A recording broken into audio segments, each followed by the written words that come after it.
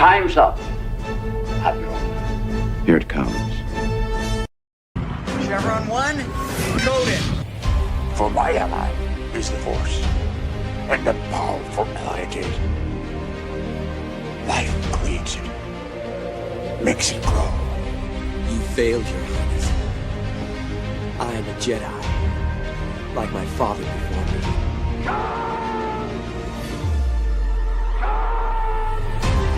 Cry hammer, and let's set the dogs of war. Chevron 2, encoded. Conan, what is best in life? Crush your enemies, see them driven before you, and hear the lamentation of your women. It's all in the reflexes. Paul also said you're heavy into martial arts, Tai Chi and all that killer stuff.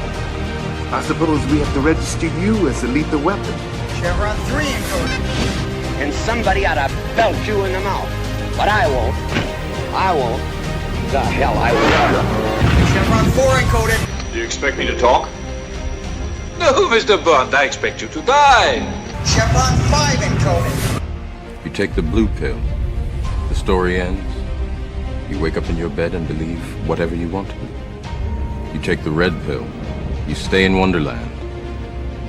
And I show you how deep the rabbit hole goes. Chevron 6, encoded. Now come on, you can, monkey boy. Great Scott. Back off, man. I'm a scientist. You shall not pass! I thought I'd die fighting side by side with Alpha. What about side by side with a friend? The day may come when the courage of men fails, when we forsake our friends and break all bonds of fellowship. But it is not this day.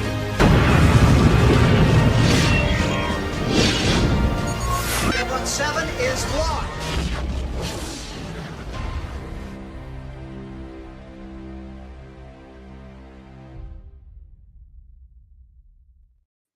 Hail and howdy, everybody. Welcome back to Saturday Night Drive-In, where we take a little time out of every week to sit back, talk some movies, whether we like them or not. Sometimes we like them, sometimes no. Sometimes we're neutral, and we still have a good time no matter what. How you doing, Jed? See, I didn't do anything weird today. I just said hi. No, I'm doing great. And yeah, it's always fantastic to set a little time aside to watch classic movies, whether or not you've seen them before or you're extending your palette. This show is my favorite thing that I do on YouTube, just because it's classic films. That's what we focus on, at least try to focus on a little bit, something a little bit older, maybe a little obscure or something beloved. And it's nice not to be negative all the time. Yeah. And that's unfortunately the environment we live in the entertainment industry, that we have to be so negative constantly. This is a breath of fresh air. Even if, like you said, we don't love these movies that we're checking out every time, we're always having a good discussion about them and seeing the value in them. There's always something to take away from every movie, good or bad. There's always something to find. And you and I have, I was looking at the playlist earlier. We've done this 125 times. Wow. Us specifically? The drive-in entity version of it? This is 126 today. We've done this. Should do something for 150. I guess so. I haven't really, since I don't outwardly number them, I haven't kept track. I only know because I was I was looking at my playlist tab because I was adding a new playlist, or I was making sure something was in order. And I was like, oh, 125. Okay. We've done this for a while. Anyway, but there's always something said. You and I, with this in particular, we always try to find an objective way to talk about this stuff. Whether I'm going goo goo gaga or something, or you're so blown away by it, and I just go, So, but the object, I think one of the best things is the objectivity, and there's always something to talk about if you look at it like that. If you take your feelings, and I think today's movie will be one of those types where we're just talking about it. Varsity Blues, starring James Vanderbeek, John Voight, and several other people. Ali Larder in a whipped cream bikini. Paul Walker, who's dead now. Sorry. I've been figuring out. I was figuring out a way to make that joke, and it just did not go well. So you just say it bluntly? I just said it bluntly, although go ahead. I don't know if you'll find this funny, but recently I watched another early 90s Paul Walker movie, and I don't know if you've ever heard of it or seen it. Tammy and the T-Rex with him in it. No. No, that one Oh slipped by my me. god, it's terrible. It's what's the girl from Starship Troopers that everybody loves who's actually evil in that movie? Denise Richards? Yeah. So it's her and Paul Walker in a high school movie where he dies because of some bullies in high school, and an evil scientist steals him and puts his brain in a robotic T-Rex. Just stop. Just stop. And there's a rampage. Is there a reason you watch this? Yes, I was actually playing a game called High on Life from a few years ago. If you've ever heard of that one, and there's a point where your house, you visit your house for a little while. You have to talk to the characters in there, and one of them is watching TV. And I just saw that there was a real movie on, and I looked at it, and I just kept watching until I realized they're gonna play the whole damn movie, aren't they? So in game, I sat on the couch and watched the movie with them. It was terrible, but it was hilarious. It's one of those funny bad B movies. I don't know how to reply to that. I don't.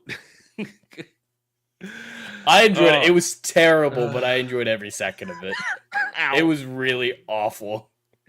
Oh, and I excuse everybody if I inexplicably twitch or something. I have a bruised rib, so certain actions will make me wince. So I apologize for interrupting if I do that.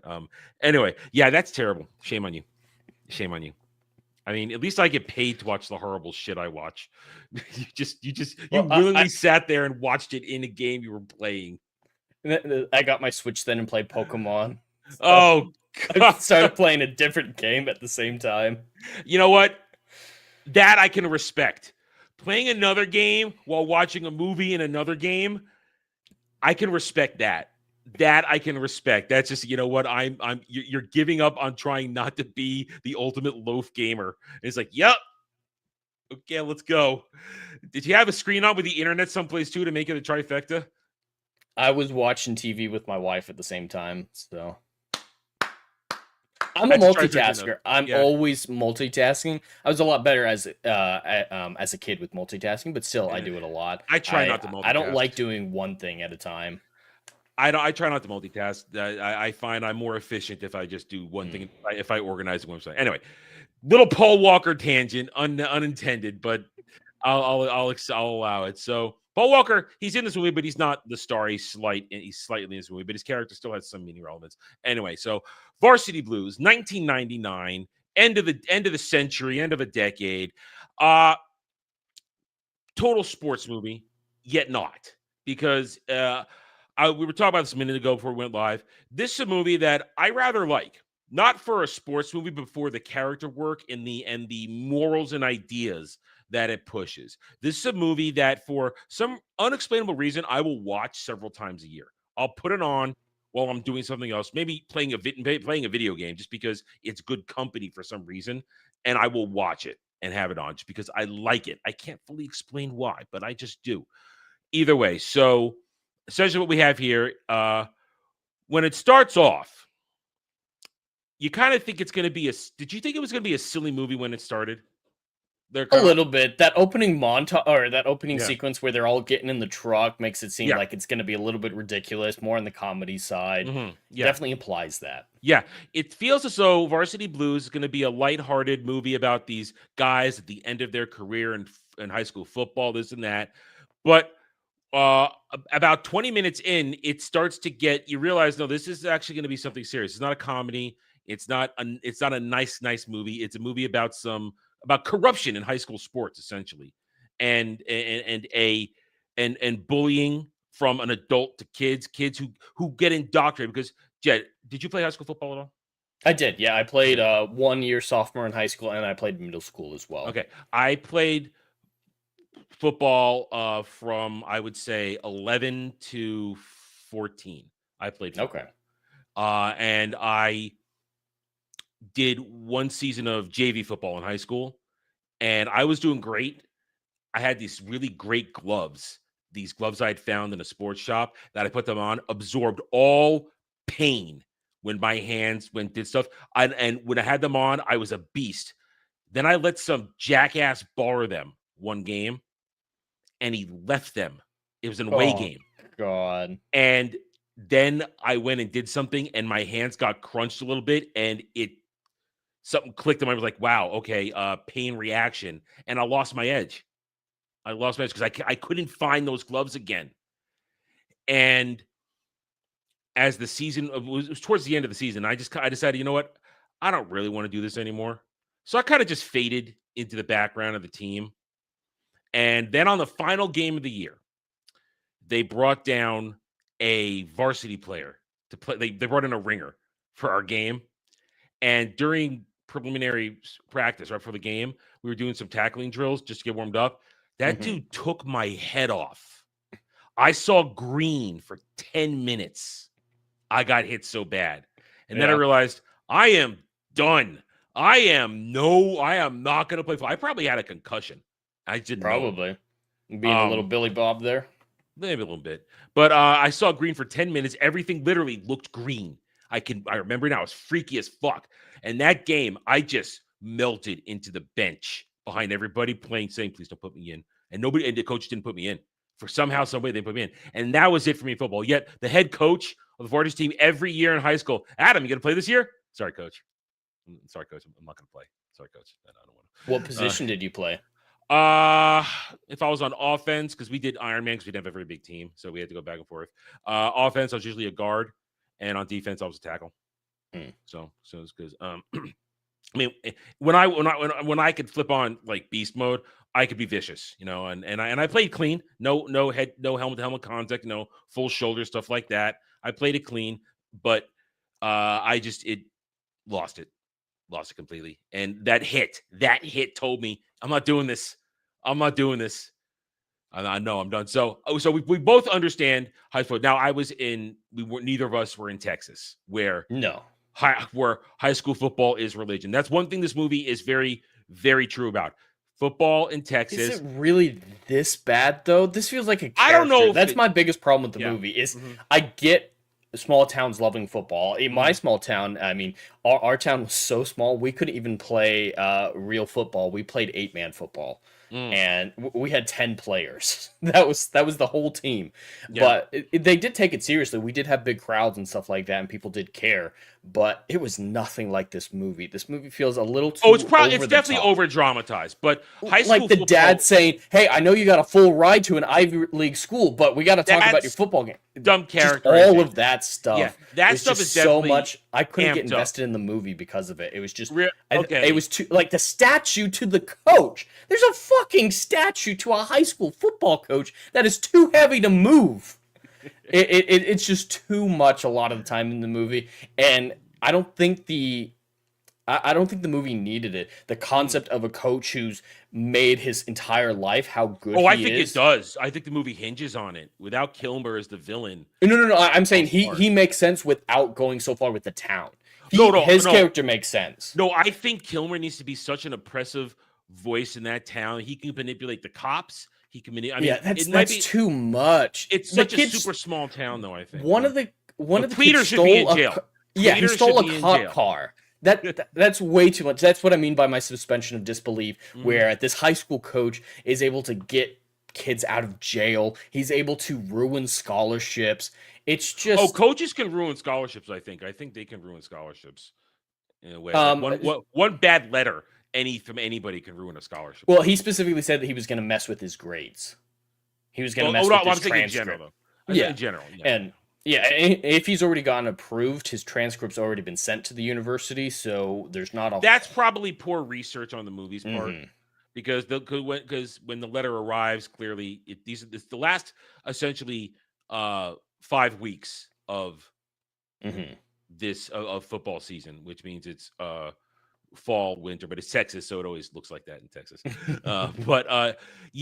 So I get what you're saying. I understand that. I kind of push all that aside because to me, from my understanding, football is like a religion in Texas at all levels. I mean, even how do Cowboys fans even live with themselves? I don't understand it because Cowboys haven't been relevant forever, but they still live and die by them down there. Point is, I agree it's probably movie dramatized, it's over dramatized, but I think at the core, there is obsession in small towns about their teams. I believe that is true. Somebody in the chat or the comments, tell me I'm wrong. That's fine. I've never lived in Texas. I'm sure we've got at least a Texan in our chat who might be able to tell us. Well, I think we need a born Texan, not just somebody who moved there, someone who Right. who probably grew up there and knows it. What I'm saying is this though. I believe the movie does a good representation of how important it is to these small communities and how it does turn high school students into literal gods if they're successful at it. That is a true thing. It's true in any sport in a way in high school in any region of the country. If that's like your sport, you become a god, you can get away with so You much. become a god in the school itself and you Yeah. get scholarships, but I've never heard of being a high school star getting your run of an entire town. Like all these characters becoming gods in the high school with the high school girls, even the cheerleader chick who was the Paul Walker's Allie girlfriend. Larder. Good Yeah, old Allie Larder. her behavior, all the high school students' behavior, even the coaches, all within the confines of the high school. I can buy everything except for the statue. I can buy everything else that happens inside the school. But the dads leaving work to watch practice obsessively. I don't know if they never stress what their jobs are, so I don't know. It's true, but they're still there near the every practice. There is a line of dads watching. I can understand that, but only two dads, the other guys I think are just their buddies. What that represents to me is men trapped in their in the illusion of what their youth was. Because I'm not saying this movie is super deep, but that's what I've always taken, that those guys sitting there, because the one line, those boys are having the best time of their lives because they've convinced themselves that they were having the best time of their lives.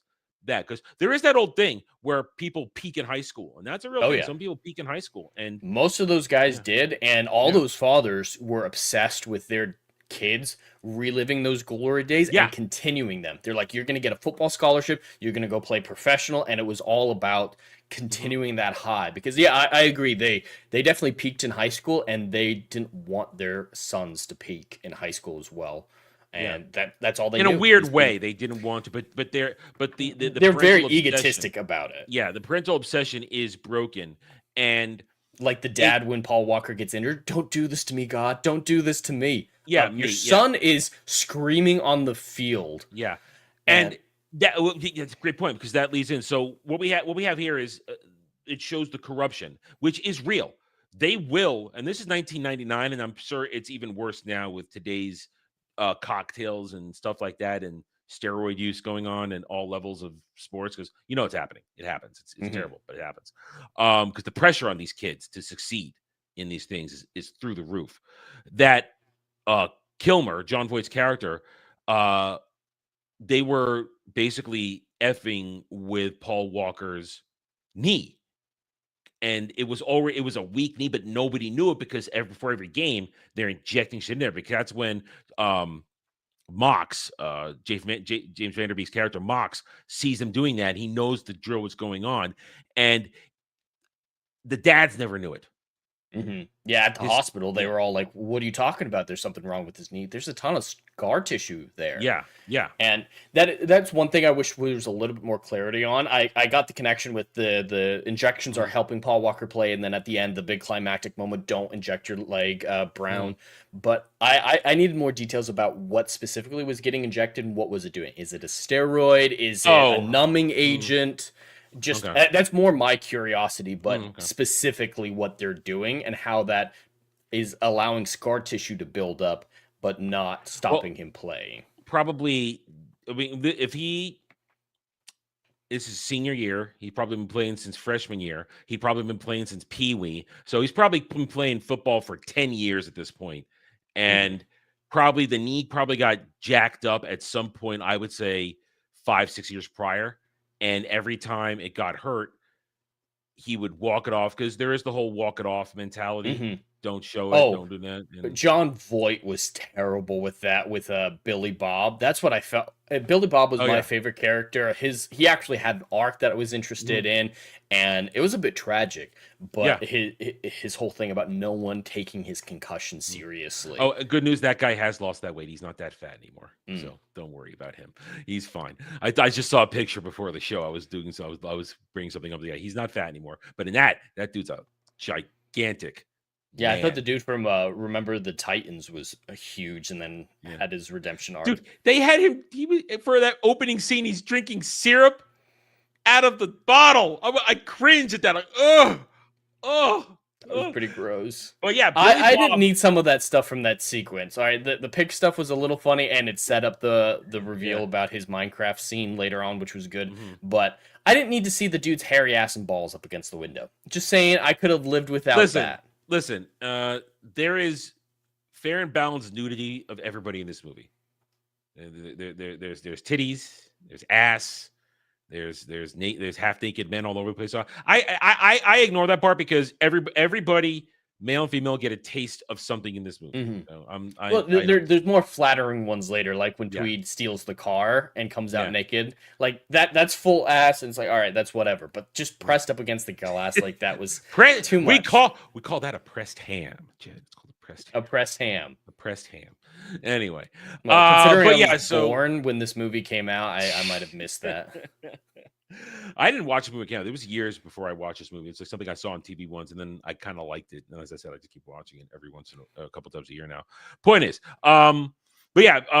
Billy Bob has a fantastic because he had a concussion for who knows how long. Of course, that playing football at that weight, how did he keep going that long at that weight? That's because where's his cardio? There's no way that guy has the stamina. Well, yeah, they saw him. They showed him running in that first game a lot. Like he was guarding while they were running into the end zone. Being that fat will work on the line a little bit, but they showed him still doing cardio, which doesn't make sense. Yeah, but it's movie stuff. You understand? Point is, Billy Bob is. He's the catalyst, though, because a guy like Kilmer ignores what's going on. Billy Bob said, "I shouldn't play. I don't want to play." But then, no, you're going to play because it's my championship on the line. It's my district title on the line. So you're going to play. You're going to walk it off. And then that whole sequence of him on oxygen, and then he passes out. And of course, he was protecting Lance. And then Lance gets nailed, goes down, and then that's the catalyst for Mox come on. Mox, who happens to be just as good a quarterback as Lance, but doesn't give a shit because he has plans beyond football. He's a nerd. He's a nerd. Reading Kurt Vonnegut in between plays. And he got yelled at for reading Vonnegut. John Voight was such an idiot, like aggressively attacking nerd stuff. He has a lineman who is literally on an inhaler on the bench looking like he's going to die. And he's like, "Get out there, man. We all depend on you." It's like, that's the beautiful thing about the character, though. He's so bad, but he's also retarded. He's definitely retarded. And the entire town, the town is evil. I'm going to say that right now. I agree.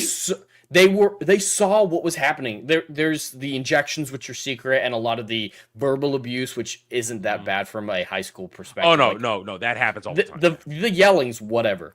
But seeing Billy Bob there, looking like he's dying, needing a ventilator, you don't reel that out on the field casually. That's not something you see on a normal high school football field. And the entire town saw him run in and then pass out, leading to a quarterback's injury. And they're just focused on the quarterback, and they never address it. They're never like, "Hey, maybe you shouldn't let that guy play," because it's represented well in his Minecraft scene, which again is a build for the whole movie, where Mox goes to him to try and stop it because he's gonna destroy his trophies, and then he's gonna drink himself silly and then off himself. That's what he was gonna do until Mox talks down. But then he says, "Do you remember when we were playing football?" And Mox goes, "Yeah, it was fun." He says, "No, it wasn't fun for me. You're too fat, Billy Bob. You're too slow, Billy Bob. You're not working hard enough, Billy Bob."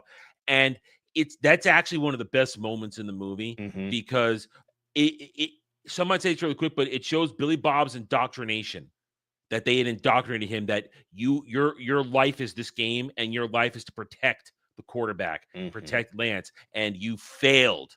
And he believed that Kilmer was someone who was supposed to look out for him, like a father figure, because he mentioned at one point his mom's dead. He doesn't have a mom. It's a throwaway line or at one point later on the movie at the climax in the locker room, but his mom is dead. We don't know what his dad's situation is. So clearly Kilmer was a stabilizing force in his life, but at the same time, an abusive, indoctrinating force, and telling him all these things. And then when Kilmer cuts him loose and he can't quite understand it because he feels like he's failed, but he didn't really fail. And Mox is telling him, "No, Kilmer failed you. He failed you. He failed all of us. He failed Lance. It's not your fault because you shouldn't have been there in the first place. If Kilmer had cared about you and taken care of you, wouldn't have let you out there on the field that time. And Lance would have been, well, listen, Lance's knee was a ticking time bomb because that the good show don't tell. We know it was a ticking time bomb. Was gonna happen whether there or when he went to Florida State. It was gonna happen. Probably even worse than Florida State because that's college, much more aggressive, much more dangerous than high school. There's a lot more pressure. There's more fans. It's taken a lot more seriously by like he's prepped for it more than most people with how crazy this town takes high school football. But he's prepared for his life to change here in high school. He has time to readjust. But if he gets injured in college, he loses his scholarship while he's in college. So that could actually shatter his future. Whereas this one, he has the time to readjust. So this is probably the best time it could have happened for him. And the movie shows that he did readjust because the epilogue line, Lance found his calling as a football coach. And there you go. And it didn't matter. I was glad that he wasn't a dick. I was worried that the big quarterback, he's going to be a dick and an antagonist through the whole movie. And they brought Paul Walker in just to do that because he's a fairly large name. But I appreciated that he was still a good guy beneath it all. And he never really abused his stardom. No. Frankly, he was abused. Ali Larder was using him. Of course, she gets her mini arc where she gets brought back down to earth. You don't have to be a slut to get out of this town. He was used by his girlfriend, his parents, and his coach. His sister was really the only person who was ever honest with him. Yeah, I really liked her too. Yeah, that's why. I see. Here we're finding some meeting ground here. Some halfway points.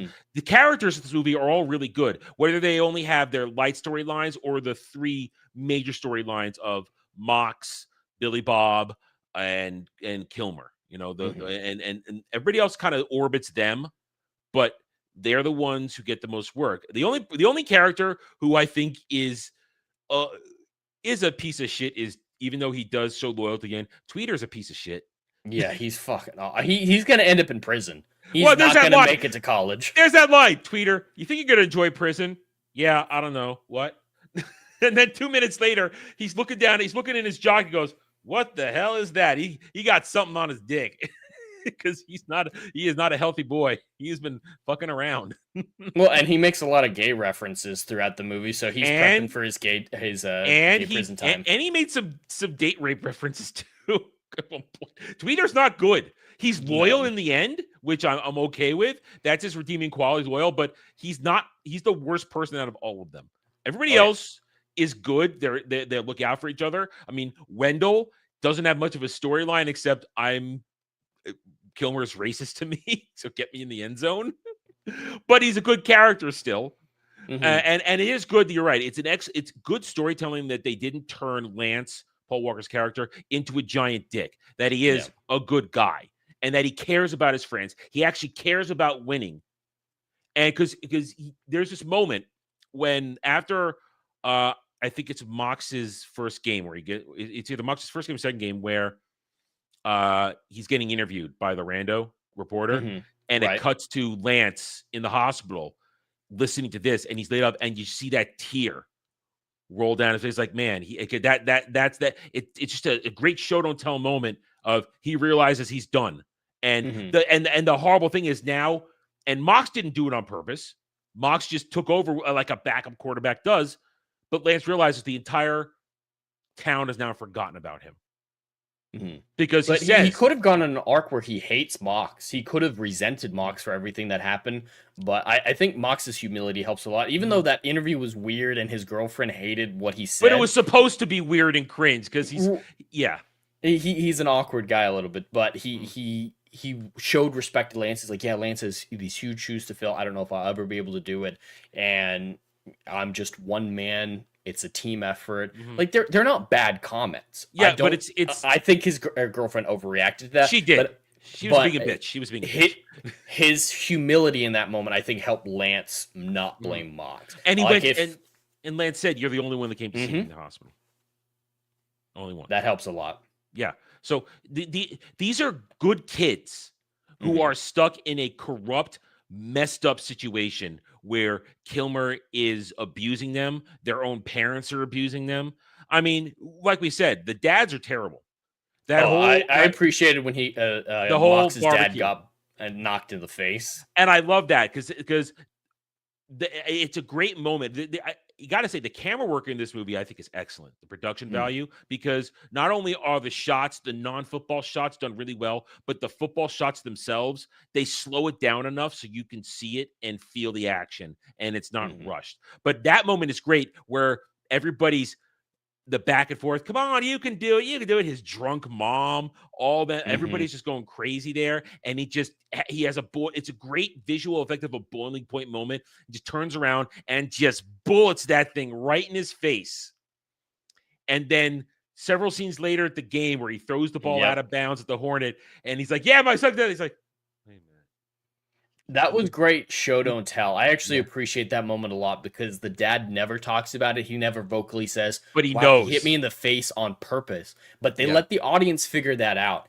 And with his character as it's established, I totally buy that he would get over that enough to be like, it's more important that he's a great player, that this town, he's the hero now, and just move past it. So it makes sense why he doesn't bring it up. But I actually love that moment where it's a great moment. Looks down, touches his nose after being so excited. Like it's the acting right there that really sells it without any dialogue. The realization. That was a funny moment where he hit the mascot to throw it out of bounds. Yeah. That was actually from the trailers in the original release. That was one of the famous clips from the trailers of him throwing it out and hitting the mascot. Of course, it's a more meaningful movie. But the shots are all well done. But the relationship right there, it's a great thing to show Mox. He's a good guy, and when pushed the limit, he will explode like that. But as the movie goes on, he channels it, especially when he talks to his girlfriend, Lance's sister, and she says, be a hero. Don't, because like you said, it's a little weird if he's already submitted his transcripts that Kilmer's saying he can do it. You know what that shows? I don't know if this might be headcanon it. Okay. Maybe that's showing that as a kid, Mox doesn't understand that Kilmer can't do anything. And maybe Kilmer's weaponizing his reputation. He's bluffing. Yeah, maybe it's all a bluff. And because he doesn't do anything in the end. He doesn't actually screw with Mox. So he probably could have still, because the town still respects him. Yeah. But the town lost all respect for Kilmer when he vanished in the second half of that game. Because the whole thing is, where's Kilmer? Where's Kilmer? We know what we're doing. And the kids were struggling until they, decided, let's just go for it. Let's go for it. Let's play it. Put it all on the line. But I think that might be Mox not realizing Kilmer can't do anything because he's already gotten the acceptance letter. He's just signed on the line. That's a good headcanon. That I think that is supported by the film, and that does help a lot, that interpretation. Yeah. It kind of, if you look at it from that angle, it kind of makes sense. Kilmer was bluffing, but Mox doesn't know because he's an 18-year-old kid. What the fuck does he know? I would very fair. If I was in high school and somebody said, I'm threatening, I'm going to do this, or I'm going to threaten your applications you've all sent out, even though I've already sent them out. If I didn't go talk to my mom and say this happened to me, I would maybe get in my head and think, oh shit, I'm fucked. I got to do this because you're a kid. You don't know any better. So I'm gonna go with that interpretation. I like that one that I've stumbled upon there. But then Mox needs that after he'd given a pep talk to Billy Bob, then he needs a pep talk himself. Or I'm thinking I'm reversed it. Sorry, I might have reversed it. Point is, she says, listen, don't listen to Kilmer. Don't listen to him. Be a hero. Be the guy that I like. And one of the things I do like about this movie, and I do like, is that they don't glamorize or over romanticize these high school relationships. Nobody's saying, I love you so much. I'm in love with you. No, they give us the one hand, like Ali Larter's character, who goes through her, like we said, her own mini arc. And the whipped cream bikini, that's one of the most famous things out of this movie, the whole whipped cream bikini. And Ali Larter wore it well. Hey, dude, she's aged fine. I saw her from Landman. She still looks good. She looks like an older version of herself, which is good, which is fine. And her body is still rocking. So, Ali Larter, whipped cream bikini, but she's told not to be a slut. But when she was a slut, it wasn't about love. It was about getting out of that town. And we don't know if Lance really loved her, because that doesn't get really delved into, because once he's out of it, it feels like they just kind of broke up. It's just over. They don't really delve They into that both further. moved on from who Yeah, they were. and frankly, it's fine because the way this movie works, it's one of the things I do like about this movie. It's a set time limit. It's a 5-week period with the last 5 games, 5-week period, and there's an end point in sight. So there's not a lot of time at points to delve into these extra things. So we didn't need that, but at the same time, these romance. And at one point, when Mock's deciding, am I going to go F Ali Larder? I don't know. Should I go do it? Be good, be bad, be good, be bad. He actually says, I don't know if I really am into my girlfriend. We're just kind of messing around. They're childhood friends, his best friend's sister, that kind of thing. And they never once spoke about plans of that she's going to go with him to Brown or anything like that. Never spoken of. They treat it normal. Is what I like. It's a very realistic high school relationship where it's more just like an obligation. It's like, I feel like I should be in a relationship right now, so I like her. She's a childhood friend, and it feels more an obligation than a romance. Yeah, and they treat it like that, and they they get their happy moment at the end after he's helped the team win it without Kilmer, and it feels like you said realistic, normal. It doesn't feel movie romanticized like I did this for you. Now we're gonna go off to Brown together. No, so it works like that, and I like that the relationships feel real, the friendships feel real, and now of course it balances out the total non-realism of the town. The character work. That out. The character work is what carries this movie, and even to the point of stupid kid stuff. It is, I mean, they plan the strip club trip, which of course we're gonna like it. There's a lot of great tits, including the reveal that the teacher is a stripper. And thank you. We actually predicted that as soon as the strip scene started. It's like, oh yeah, it's gonna be the teacher, isn't it? It's obvious. I mean, they laid the breadcrumbs. That's a really nice car to teacher's salary. They laid the breadcrumbs very easily for that. And that's one of the problems I have with this film is it's very predictable. It's very by the numbers from a plot perspective. Yeah. Like, if you've seen a football movie, you've seen half of them. Like, there's 2 types of football movies. There's either you band together at the end and you win victoriously and it's great, or you learn that friendship was and teamwork was the valuable thing, and you lose with honor, like We Are Marshall style. So a lot of the beats of this movie, you know that they're coming. It doesn't feel different enough to be intriguing, and that's my takeaway from this movie. I don't think it's a bad movie. I just never got invested in. I can understand that but playing it safe isn't necessarily bad as far as I'm concerned. That's why I'm not going to rate it terribly as such. Like it successfully fits the formula that it's trying to achieve. This is 1999. They weren't going to do anything crazy. These are a lot. I mean, James Van Der Beek is coming off Dawson's Creek. He's a bigger star than Paul Walker at this point. Paul Walker hasn't Fast and Furious yet, so this might hurt you a little bit. I didn't know who Van Der Beek was besides as Robin's ex boyfriend in How I Met Your Mother. That's all I knew him from. It's like, oh yeah, that's Robin's ex boyfriend from How I Met Your Mother. That's nice. He's Dawson from Dawson's Creek. That's what he is. I haven't seen that. And anyway, well, you're not a girl. Okay. And Rachel has a brain, so she's not going to watch it either. Point is, no, I mean, listen, James Van Der Beek, Dawson's Creek went on to have essentially an average career in movies, and I think he's fighting cancer right now. So best of luck to James Van Der Beek. But not a bad actor, but didn't really have a mega career. But this is a movie that I like because again, he does Mox is an engaging character because he's the conflicted guy. He doesn't want to be there, but then events take him out of the comfort zone that he was in, where he was just going along to get along. But then it's a classic hero's conflict. I am thrust in the situation. I know there's evil. I can only do so much. I'm a kid. And then what do I do? How do I stop? I know someone's going on. And then, as we talked about earlier, when the moment comes when Wendell tears his hammy, and he gets a hammy. I think it was a hammy. It looked like it was a hammy when he gets hurt running. That's why they didn't clarify that or what the injection was doing. Those who we know who like football, who are more into that, they would probably say that was a hammy. I'm going to say he tore a hammy right there. It looked like it was a hammy.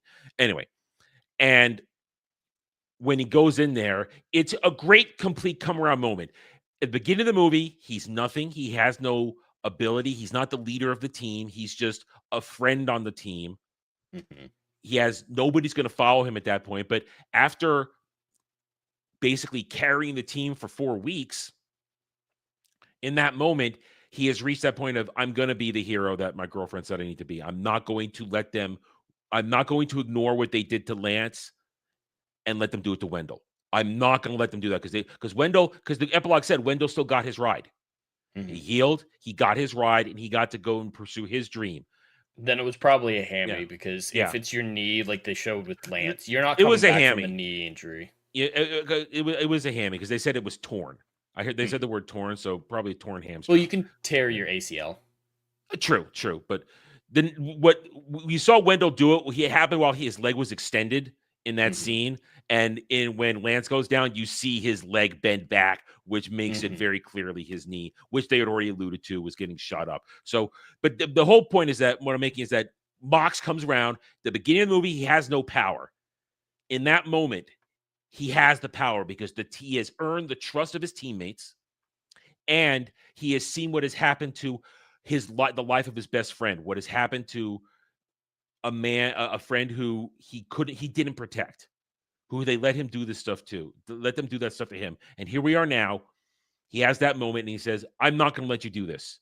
And he says, I'll take your scholarship. He goes, fine, do it. If it saves his life, I will do it.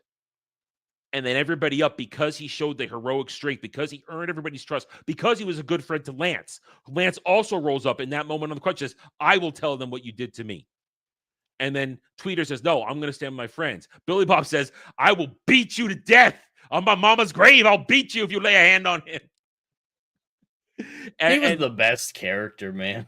Combination comic relief, but also sadness of an unintelligent boy who got manipulated and indoctrinated into that whole circus of high school football to abuse himself. Yeah. As Robin Williams taught us, the funniest guys are usually the saddest. Yeah. So in that moment, and then of course it culminates with Kilmer flipping out and attacking him. And then that was it. When the entire team sees that he put hands on, not just like, I'm going to hit you on the back of your helmet, which coaches do, or give you a shove to get moving. That's football. We're not going to cry about that. But he choked him. Yeah, choking out is way too much. Yeah, and that's when it was done. And then like you said, it's all predictable. Let's go be heroes. 24 minutes for 24 minutes, not 24 One years. final throw with slow-mo, no sound, and then a couple minutes in, the music starts to swell. Though. I think that's good. I like that scene because by just having the angelic type music, is the best way I can put it, you're focused on it. Other sounds. I know. I'm just saying that I've seen it in every football movie. It always comes down to a play like that. It's very safe. It was safe, and it's good. And it's a solid epilogue where he says, I got my scholarship to Brown. Lance's football coach. Wendell got his ride. Tweeter's a drunken maniac. And Billy Bob just cries because, Billy Bob's not leaving town. He's not going anywhere. He's not getting a ride anywhere. Not with that weight. No, because listen, linesmen are a dime a dozen at that point. You're going to get them from all over the country at a school. But it's a good, solid ending. And we never played, for most of us, that was it.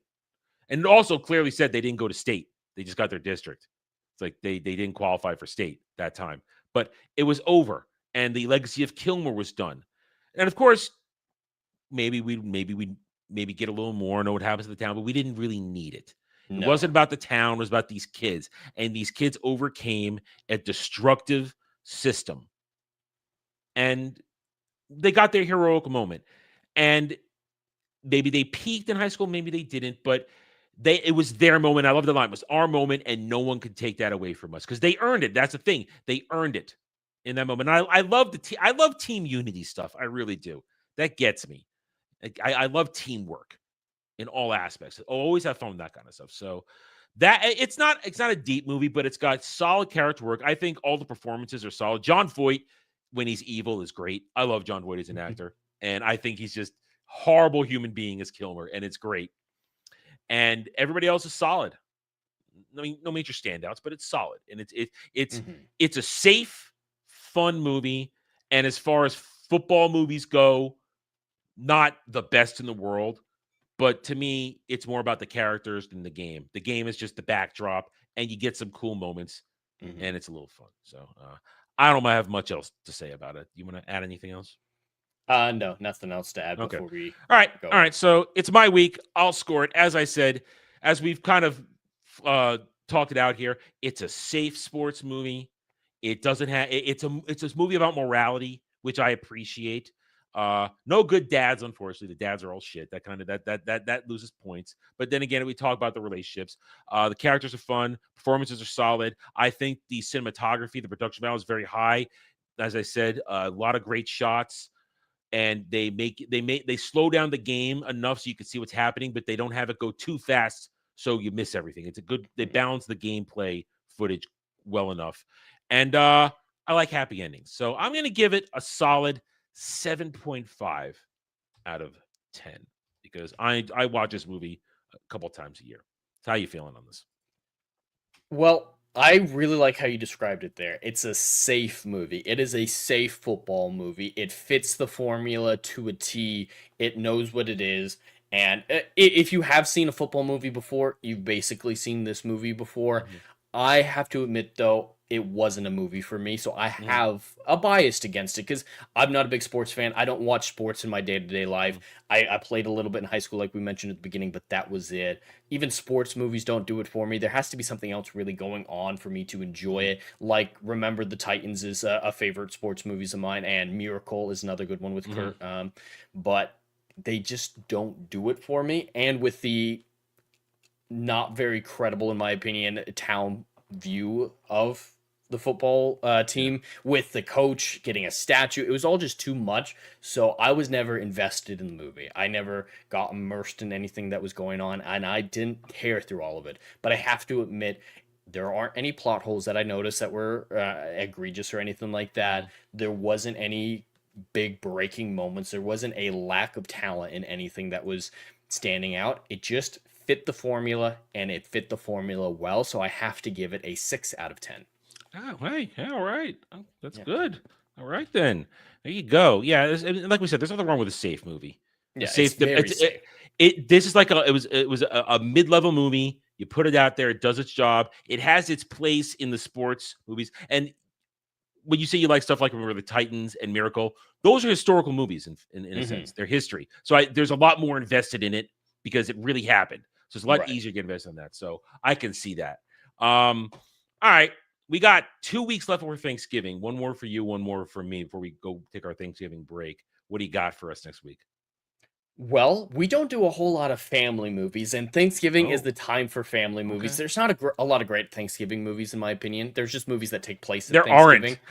aren't. Yeah. So I decided a family movie was the way to go, and there's few better family studios, at least back in the day, than Disney. So I'm going to choose another classic Disney movie, but this time it's a classic family Disney movie. I'm going to be picking the 1960s Disney film Swiss Family Robinson. I can see where you're going. Man, I haven't seen that version forever. It's been a long I love time. that movie. I watched it a lot as a kid. I have a lot of nostalgia with it, and I think we're gonna have a good discussion. It's a little bit long, but I do enjoy that movie a it's lot. long. It's been I haven't seen that movie since I don't remember. I think I was living in Jersey in that time, so that's a long ass time ago. It's been a long time, but I've seen it. Long time though, long time. All right, there you go. Another one in the books. Thank you everybody for joining us tonight. We hope you had a good time. Best thing you can do is hit those like buttons, subscribe to the channels, and we'll see you next week, probably at the same time. Yeah, same time. Yeah, I'll have my hair cut done before then. Anyway, all right, guys, we'll see you next week. Take it easy.